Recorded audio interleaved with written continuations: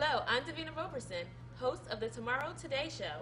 Make sure to tune in with our special guest, Lori Wilson, NBC News reporter and former co-host of The 10 Show. We'll learn all about her life journey and how she got to NBC10. Make sure to tune in. Hey, welcome to The 10 Show today. I'm Lori Wilson. And Lori Wilson. Pleasure, Lori, as always. It really makes sense to me. Obviously. And then, once we win the game, PZ, with some fantastic ideas for getting organized. Right, that's enough. Exactly. And we're glad for that one. All right, Dave. Now we're ready for our special guest, NBC News reporter and former co-host of the NBC10 show, Lori Wilson. Let's welcome her. Yay! Thank you. Oh, thanks for having me. Thank you Thanks for joining us me. today.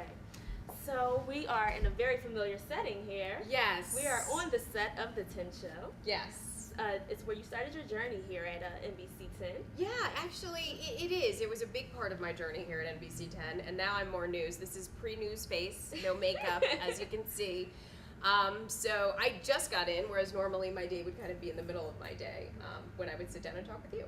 Awesome. Yeah. So how was that transition, sort of coming from Indianapolis here?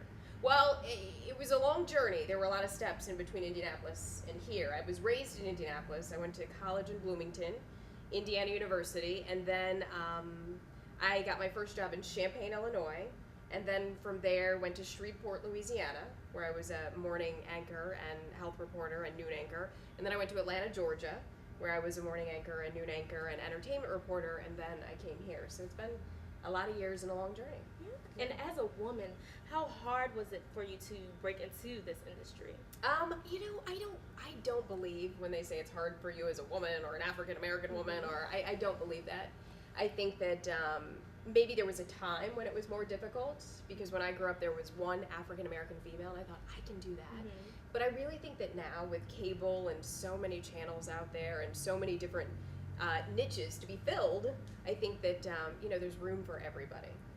And did you always want to do TV? Did you always know that you always wanted to be a host on a show, for example, like the 10 show? Mm-hmm. Was that what you always aspired to? Or did you want to do news, what you're doing now? You know, I still don't know what I want to be when I grow up.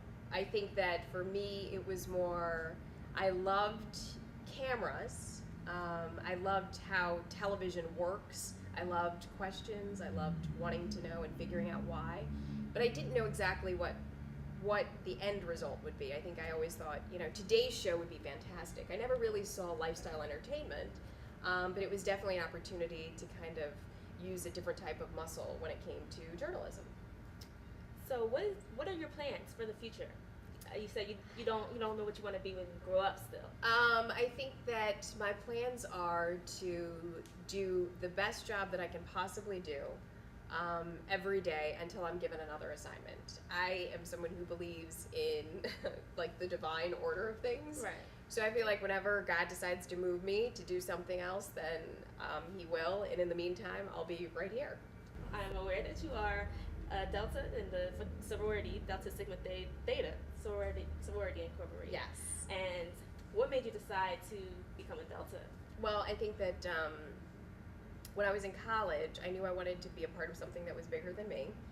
And I think that the Deltas at the campus where I pledged were the ones that were the most active on campus. They were doing things for the community, and I was always brought up to know that volunteering is my responsibility, and they did a lot of it. And I wanted to be a part of an organization that did a lot of giving back. Awesome, awesome. And how hard was it for you to become a Delta? What was that like? Well, I mean, I went through a pledging process, and we're sworn to secrecy about what actually happens during that process. Absolutely. But yeah, it seems so long ago. Honestly, it's so hard to remember. You know, you kind of you remember the goodness, you remember the connections that you have with people, and you know, every time you meet someone, you have the potential of having a bond with that person, which is a blessing in and of itself. But as far as the process per se, so long ago. So long ago. I hear you. Okay, so right now you're doing the night shift. Yes. do you see yourself continuing to do the night shift Yeah, for a very long time? If they want me to do the night shift, if they want me to continue, I definitely will. It's I spent the early part of my career doing mornings, so it's kind of like readjusting your body to a completely different clock. Right. But you know, it's a great opportunity to reach different audiences because different people watch different day parts. Well, what is the difference between doing the 10 show to doing now anchoring as a news reporter? Well, they're completely different.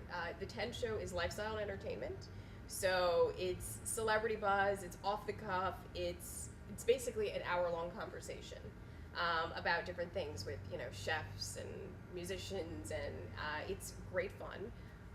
But what I do now is equally as important, I feel, if not more so, because I'm giving people information that they need, as opposed to something that they just want. And so it's a different kind of sense of responsibility, but it's all good. It's all good. Great. Do you ever see yourself maybe in the future being a producer instead of being in front of the camera, maybe being behind the camera? You know, I'm kind of able to do some of that now. And I say that in that I have the opportunity, because we've got a nonstop channel starting with NBC. I've got the opportunity to kind of create what it is that I want to create. And so I'm getting the opportunity to do that now, which is fantastic. Question: what do you think about the merger with Comcast and it's NBC fantastic. and Universal? Yeah. No, I think it's great. I really do. I think that you know, Comcast does television very, very, very well. And so for them, based here in Philadelphia, to want to take over NBC, I think it's going to be only good. Only good. Absolutely. What are you looking forward to the most about that merger? I don't know. I think I'm looking forward to the fact that nobody knows what's going to happen.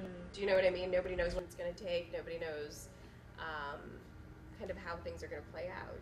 But I think that's exciting. That's life. You know, you never know what's going to happen the next year. We don't even know what's going to happen in the next 10 minutes. Yeah. But it's just faith that everything is going to work out as it should. And why did you choose NBC? NBC chose me. I think that, you know, I had the opportunity to go to a few different cities after Atlanta, and NBC was the most appealing. It had the most to offer.